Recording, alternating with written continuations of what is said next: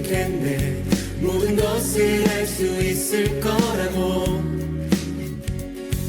자신감으로 가득 설레는 마음만으로 넘어지고 일어나기도 해.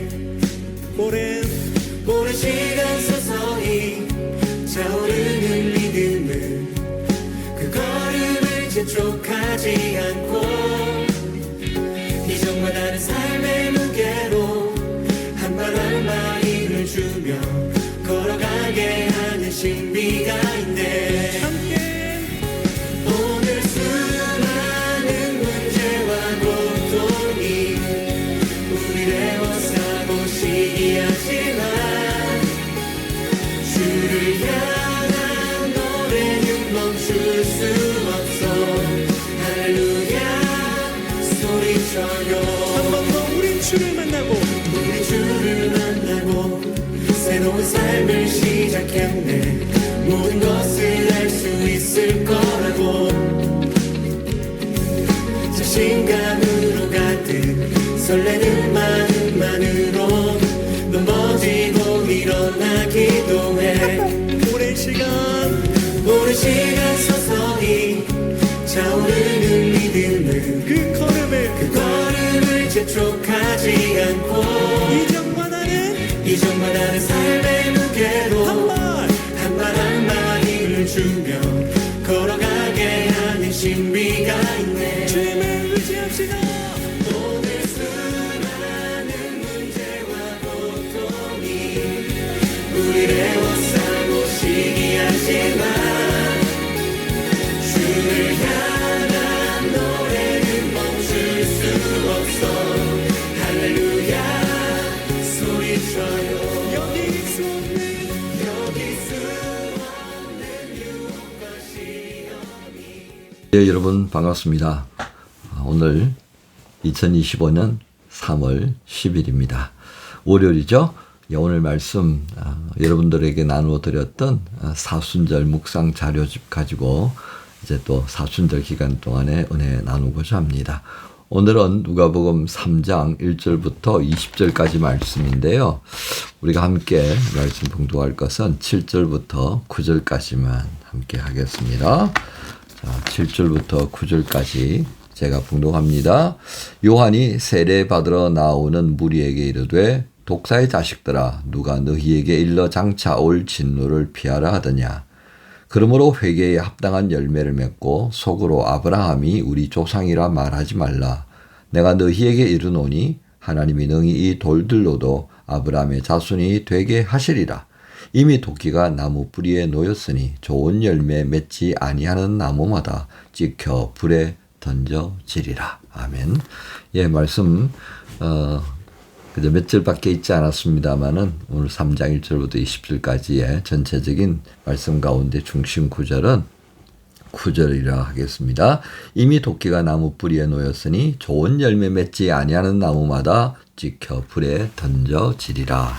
오늘 말씀 제목은 듣기만 하는 사람이 되지 말라. 듣기만 하는 사람이 되지 말라. 이런 제목으로 함께 나눕니다. 오늘 본문의 전체적인 내용 1절부터 20절까지의 시작은 이제 세례 요한이 세례를 베푸는 장면을 우리에게 보여주고 있습니다. 이 세례가 어떤 의미겠습니까? 세례 요한은 새로운 시대를 준비하도록 보냄을 받았다라고 하는 것을 여러분 알 것입니다. 그렇습니다. 이제 오시는 메시아 그분을 맞이할 수 있기 위해서는 구약적 관점에서 이제 정결 예식이 필요합니다. 왜냐하면 이스라엘 백성들이 하나님 앞에 제사를 드리러 가기 전에 이미 그들은 정결의식을 거친 상태여야 합니다. 혹시라도 부정하다라고 하는 몇 가지 조항들이 있죠. 그죠? 그런 것들이 접촉되지 않았는지를 살피고 그래서 몸을 깨끗하게 씻고 의복도 깨끗하게 갈아서 입은 다음에 이제 자신들이 드릴 제사의 제목에 맞는 제물을 가지고 그리고 이제 그 제단 앞으로 나아가는 것이 필요한 것입니다. 바로 이처럼 그 제사의 규정을 우리가 생각해 보면 이제 메시아께서 오셔서 하나님 앞에서 이들이 구별되어진 백성으로서 합당한 예배를 드려야 하는 것이 분명합니다. 그 예배를 위하여서 준비하라 라고 외쳤던 거죠. 그 준비의 첫 번째가 뭐냐니까 바로 세례였습니다. 몸을 물로 씻는 거였죠. 그 정결의식을 행하라고 하는 것이었습니다. 그러니까 이 구약시대 마지막 장르에 해당하는 그 역할을 감당하는 세례 요한이 베풀었던 세례는 정결의식의 연장선상에서 우리가 좀 봐야 된다라고 하는 것입니다. 자, 이렇게 봐서 정결의식을 이제 하게 될 때 그냥 씻는 거로만 끝나는 의미겠습니까? 옷을 그냥 깨끗하게 빨아 입는 것으로 끝나는 것이겠습니까? 아니었습니다. 요한은 그것은 외적인 것이고요. 내적인 부분에 있어서는 회개하는 것이었습니다. 다시는 우리가 동일한 죄를 범해서는 안 된다라고 하는 것을 다짐하는 거죠. 이게 진짜 회개입니다. 그리고 그 회개의 의미는 그냥 결심만 하는 것이 아니라 그 돌이켰다라고 하는 것이 증거되어지는 새로운 삶의 모습이 반드시 있어야 된다는 것이 전제가 되는 것입니다. 그런데 이렇게 세례를 가르치면서 회개를 강조하는 이 세례 요한의 의도와는 다른 문제들이 생겨나기 시작했다는 겁니다. 바로 그게 무엇이냐 했더니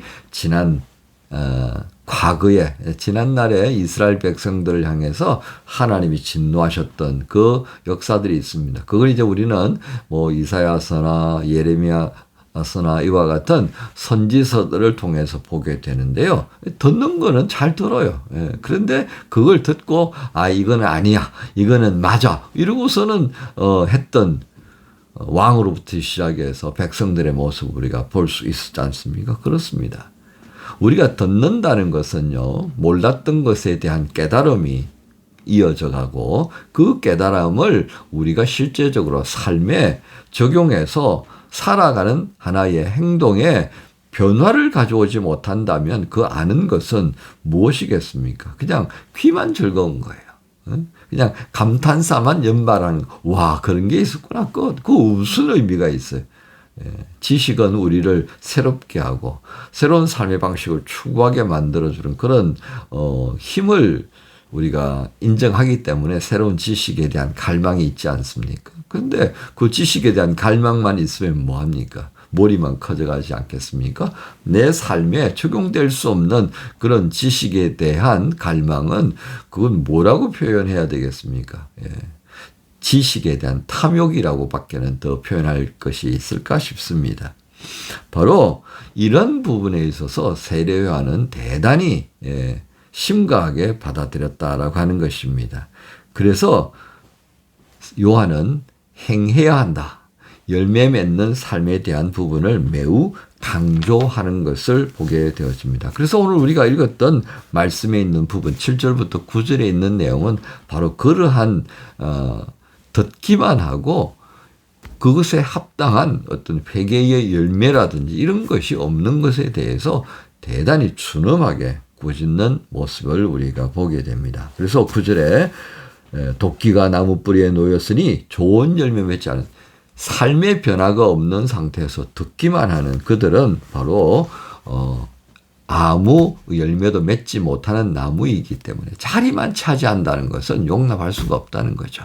그래서 그것은 베어내어서 그죠? 불에 던져서 살라지고 그리고 찍어낸 그 나무의 자리는 뿌리를 파내고 새로운 것을 심을 수밖에 없다라고 하는 것이 됩니다. 우리는 이러한 말씀의 의미들을 어떻게 적용할 수가 있겠습니까? 소위 말하는 듣기만 하는 이스라엘은 아무 의미가 없다는 것에 주목을 좀 해야 하겠습니다.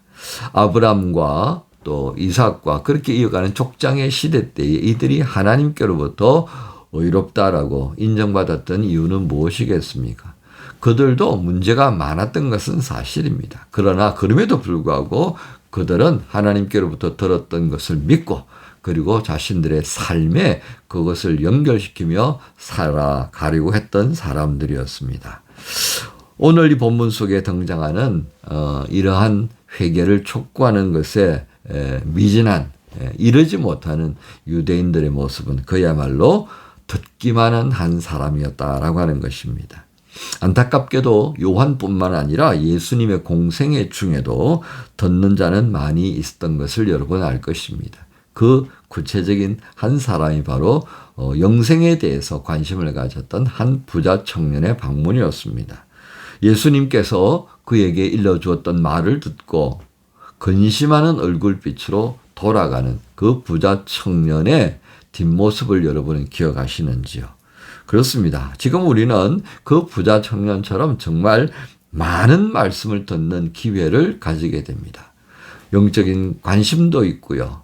그래서 그것에 대해서 알고 싶어하는 열정도 있습니다만은, 그러나 그 열정이요, 자신의 삶에 들려줬던 그 말씀 앞에서 아멘과 함께 실제적으로 살아가지 않는다면 그것은 아무 의미가 없이 그저 근심만 늘어날 뿐이라 할 것입니다.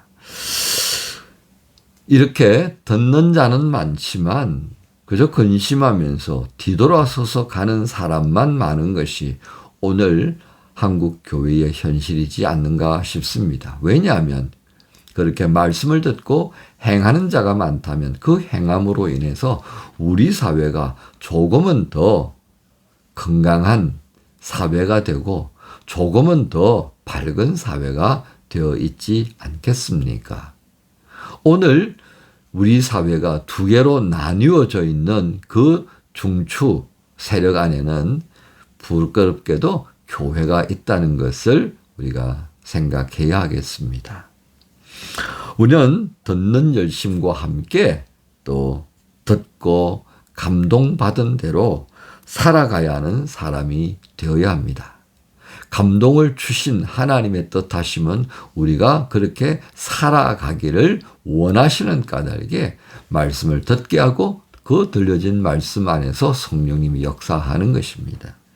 바로 그 감동을 따라 살아가기를 기대하시는 하나님께서 우리와 함께 계십니다. 우리는 이를 위해서 기도해야 하지 않겠습니까? 성령께서는 폭력적으로 우리를 막 몰아세워서 그렇게 하도록 만드시는 분은 아닙니다. 하지만 때때로 특별하게 그렇게 꼭 할 수밖에 없도록 만들어 가시는 때도 있기는 합니다만은 그것은 매우 소수에 해당한다 하겠습니다. 하나님은 이 성령님 안에서 매우 인격적으로 우리에게 찾아오셔서 우리에게 감동을 주심을 통해 그렇게 살아갈 수 있도록 세우고자 하신다는 것입니다. 그러기에 인격적으로 우리를 찾아오신 그 하나님의 사랑 안에서 우리 또한 아멘으로 응답하며 아는 것으로만 끝나는 것이 아니라 또 그렇게 살아가는 삶의 열정을 가지고 오늘 월요일을 시작해야 하지 않겠습니까? 듣는 자가 아니라 듣고 행하는 자가 복이 있다고 하셨던 이 말씀을 또 한번 마음에 되새김질하면서 듣기만 하는 사람이 되지 않아야 하겠습니다. 듣고 행한 월요일이기를 소망하면서 주님과 또 한번 동행하는 복된 사순절 일정 가운데의 한 날이 되기를 우리 주님 예수님의 이름으로 축복합니다. 주님 감사합니다. 듣는 자가 아니라 듣고 행하는 자가 될 수 있도록 촉구하시는 하나님의 말씀을 또 세례 요한을 통해서 듣게 되어집니다. 복되게 허락하신 월요일 듣는 자가 되어져야 하고 또 행하는 자가 되어져야 하는 그 복된 월요일로 살게 하여 주옵소서. 감사합니다. 예수님의 이름으로 기도합니다.